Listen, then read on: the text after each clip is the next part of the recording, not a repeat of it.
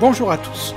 Nous allons traiter d'un film qui n'est pas de Clint Eastwood, mais dans lequel il partage la vedette avec une grosse vedette d'Hollywood, Burt Reynolds. Aux États-Unis, il est sorti entre deux grosses productions de Clint Eastwood, La Corde Raide et Pale Rider. Mais en France, on ne le découvre qu'en janvier 1986, après Pale Rider, soit plus d'un an après sa sortie américaine. Il faut dire qu'il était précédé d'une assez mauvaise réputation. Et pourtant, tout est là pour constituer un grand film. Alors, qu'en est-il réellement de ce film de gangster qui se passe dans les années 30, vendu aussi comme une franche comédie? Voici l'essentiel sur Haut les flingues.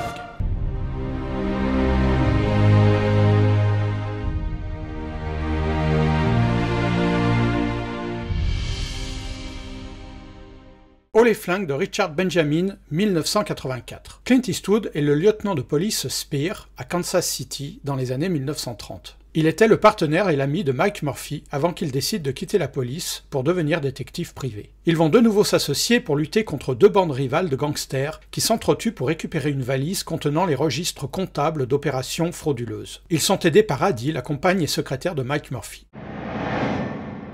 Mike Murphy, le détective privé, est incarné par Burt Reynolds. Il faut remonter 16 ans en arrière pour voir Clint Eastwood partager l'écran avec une superstar. C'était Richard Burton dans Quand les aigles attaquent de Brian J. Houghton en 1968. Le titre original est City Heat, que l'on peut traduire par la chaleur, la fièvre de la ville. Il évoque donc le film de gangster. La présence de Burt Reynolds influence, elle, le titre français Haut les flingues, en résonance aux nombreuses comédies d'aventure qui l'ont rendu populaire, comme Cours-moi après shérif en 1977 ou Suicidez-moi docteur l'année d'après. C'est d'ailleurs pour surfer sur ces succès très populaires de Burt Reynolds que la Warner propose Doux dur et dingue à Clint Eastwood en 1978, juste un an plus tard. Clint Eastwood y jouait un bagarreur des rues accompagné d'un singe orang-outan, rôle qui correspondait à ceux de Burt Reynolds à la même époque. Ensemble dans le même film, c'est alors Burt Reynolds qui reprend ses rôles de comédie et Clint Eastwood qui reprend son jeu plus solennel. Dans la revue Impact de Mad Movies, sortie en janvier 1986, Alain Charlot nous indique ce qui les différencie. Burt détruit tout, à la dure, le menton durci par l'effort.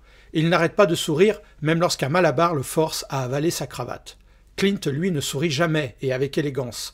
Il consent à ses adversaires quelques coups bas avant d'en finir d'un dernier direct à faire valser un éléphant. Mais il y a aussi des différences entre les deux vedettes du côté de la production qui expliquent leur réunion dans le film. Alain Charlot, dans le même article de la revue Impact, nous éclaire sur ce point. Burt Reynolds ne départ pas de la galerie de portraits autodérisoires qu'il a échafaudé depuis Délivrance. Depuis cette période, il ne songea plus qu'à s'amuser, mais son dernier film, Stick, s'était ramassé au box-office. Clint Eastwood lui fonctionnait dans les deux sens. Que ce soit Doux dur et dingue ou Firefox, l'arme absolue, le chiffre était le même au box-office. Tout est dit. Il est évident que la Warner cherche à associer Burt Reynolds à Clint Eastwood pour redorer son image auprès du public et lui assurer un nouveau succès. Andy, la secrétaire, est incarnée par Jane Alexander. Elle a tourné dans une soixantaine de films, mais on se souvient surtout d'elle comme l'amie du couple Meryl Streep-Dustin Hoffman, qui divorce dans Kramer contre Kramer de Robert Benton en 1979. Quant à la jeune chanteuse noire Jenny Lee, il s'agit d'Irene Cara, l'interprète des deux tubes au succès planétaire, Femme, dans le film du même titre d'Alan Parker en 1980, et What Feeling dans le film Flashdance d'Adrian Lyne en 1983. Dans Haut les flingues, elle interprète magnifiquement les chansons Embraceable You et Get Happy. A noter que la chanson interprétée par Al Jarreau porte le nom d'un futur chef-d'œuvre de Clint Eastwood, $1 Million Baby. Au scénario, on retrouve Joseph Stinson, qui était déjà à l'écriture de Sudden Impact, le volet le plus sombre de la franchise Inspector Harry. Il est appelé pour reprendre un scénario abandonné par Black Edwards pour mésentente avec Clint Eastwood sur le casting. Il faut signaler que Black Edwards fit un sale coup à Clint Eastwood. Il promit un rôle à Sondra Locke pour gagner les faveurs de la star. Mais une fois le contrat signé, il la remplaça par sa propre fille, et ajouta un rôle pour son épouse Julie Andrews, ce qui déclencha les foudres de Clint Eastwood et mit un terme à ses simagrées. Black Edwards est donc remercié au bout de quelques jours de tournage, mais apparaît cependant au générique uniquement pour le récit, sous le pseudonyme de Sam O. Brown, dont les initiales sont SOB, du titre de son film de 1981. Il faut rappeler qu'il est à l'origine de chefs-d'œuvre comme Diamant sur canapé, La Panthère rose ou La Partie. Mais son humour débridé et sophistiqué façon screwball comedy n'étant pas le genre préféré de Clint Eastwood, il manœuvre adroitement pour l'évincer et reprendre le projet en plaçant le débutant et malléable Richard Benjamin, plus connu comme acteur dans les années 1970. L'histoire du cinéma ne retiendra aucun des 15 films dont il est l'auteur, à part un semi-culte J'ai épousé une extraterrestre, qui eut son petit succès dans les années 1980, surtout grâce à son duo de vedettes Dan Aykroyd et Kim Basinger. Lenny Niehaus, le fidèle compositeur de Clint Eastwood, signe une partition qui accompagne le film de manière très clairsemée. De nombreuses séquences de comédie ou d'action sont laissées au seul son des bruits d'ambiance. Le film est coproduit comme traditionnellement par la Warner Bros et par Malpaso Productions, la société de Clint Eastwood. Cet engagement financier, qui lui assure normalement le final cut, est cette fois partagé avec Burt Reynolds, aussi producteur via sa société Deliverance. Cette maison de production porte le titre de son film le plus célèbre, Deliverance, Délivrance en français, de John Boorman en 1972.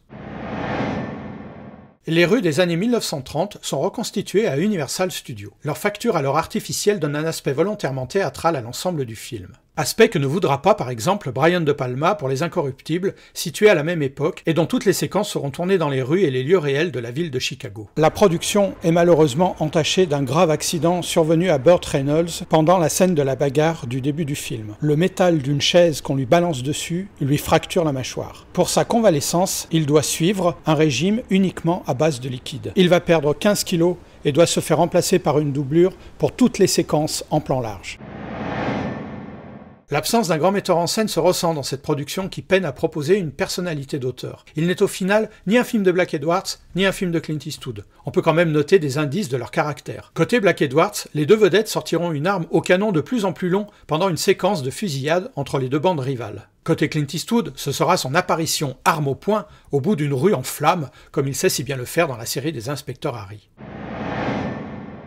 Le film rafla la mise de justesse, avec 38 millions de dollars de recettes pour un budget initial de 25 millions. Oh les flingues est aujourd'hui considéré comme un film mineur de Clint Eastwood, malgré les efforts soutenus des équipes pour reconstituer une ambiance années 1930 et rendre hommage au film de gangster. Dans la filmographie de Clint Eastwood, Oh les flingues est malheureusement coincé entre deux très grands films, La Corde raide de Richard Tuggle et Pale Rider de Clint Eastwood. Avec le recul, Oh les flingues amorce la fin définitive des mises en scène loufoques de type De l'or pour les braves ou Doux du Redingue qui semblent maintenant trop éloignés des ambitions cinématographiques de Clint Eastwood. Le sérieux de son personnage dans le film, contre le jeu débridé de Burt Reynolds, exprime involontairement ce décalage qu'il est maintenant impossible de nier. On retrouvera de nombreux ressorts de légèreté dans des productions futures, comme Pink Cadillac ou Space Cowboy, mais à la comédie pure, il n'y reviendra plus.